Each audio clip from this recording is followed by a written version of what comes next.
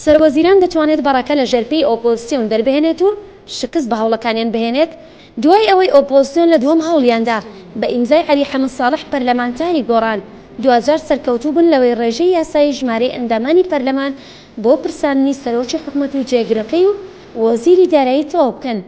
هێشتا یادداشتەکە ئاراستەی سەرۆکایەتی پەرلەمان نەکرابوو. سەرۆکی حکوومەت پێشیان کەوت و داوای لە سەرۆکایەتی پەرلەمان کرد میوانداری بکرێت بۆ ڕوونکردنەوەی چەند پرسێکی هەنووکەیی. ئەوەی نادڵنیایی لای 23 پەرلەمانتارەکە دروست کردووە ئەوەیە ڕوون نییە ئەخۆ بابەتی پرساندنی سەرۆکوەزیران لەبەر دەبێت بەو هەوڵەی سەرۆکی حکوومەت یاخود نا. 23 پەرلەمانتارەکە زیاتر لە جارێک ئەوەیان ڕاگەیاندووە کە میوانداری سەرۆکی حکوومەت جیایە لەو پرساندنەی کە ئەوان یادداشتەکەیان بۆ ئامادە کردووە. بە گوێرەی پەیڕەوی ناوخۆی پەرلەمانی کوردستان مادەی 66 سەرۆکوەزیران دەتوانێت داوا لە پەرلەمان بکات بۆ ئەوەی بابەتێک بۆ گفتوگۆکردن بە ئامادەبوونی خۆی یان یەکێک لە ئەندامانی ئەنجومەنی وەزیران بخرێتە ڕوو. پەرلەمانتارانی ئۆپۆزسیۆن بۆ ئەوە داوا دەکەن ڕێگەیان پێ بدرێت ڕاستەوخۆ پرسیار و داوای ڕوونکردنەوە لە سەرۆکی حکوومەت بکەن. هەروەک کاوە عەبدولقادر ئەندامی لیژنەی یاسایی دەڵێ لە بڕگەی پێنجەمی هەمان مادەدا هاتووە هەر ئەندامێک دەتوانێت بەشداری لە گفتوگۆ بکات کەوایە پەیڕۆ مافی بە پەرلەمانتار داوە کە پرسیار لە سەرۆکی ئەنجومەنی وەزیران بکات هەرچەندە ئەگەر میوان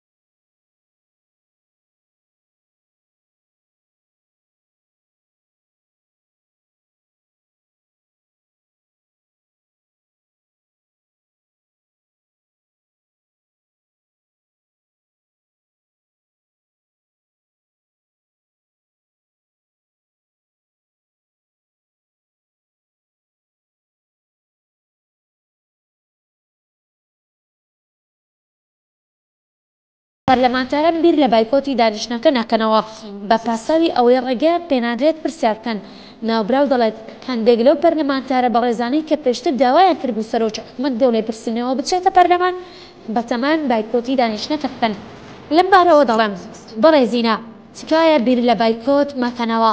بایکۆت لە بەرامبەر دەسەڵاتێک کە هیچ هەست و ئەخلاقێکی سیاسی نییە وەک چۆڵکردنی سەحەوایە و پێیان خۆشە. تکایە بڕۆن و داپۆکی لە خەڵک و لەو یادداشتە بکەن کە لە ڕابردوو پێشکەشی سەرۆکایەتی پەرلەمانتان کرد. سەرەڕای ئەوەش هێشتا ڕوون نییە چارەنووسی ئەو یادداشتەی بۆ پرساندنی سەرۆکی حکوومەت ئاراستەی سەرۆکایەتی پەرلەمان کراوە ڕێڕەوی خۆی دەگرێت. جارێکی تر بۆ پرساندن سەرۆکی حکوومەت و جێگرەکەی و وەزیری دارایی دێتەوە پەرلەمان یان بە پاساوی ئەوەی کە ئەوان بوونەوەی پێویستیان داوە قسەی تریان نییە.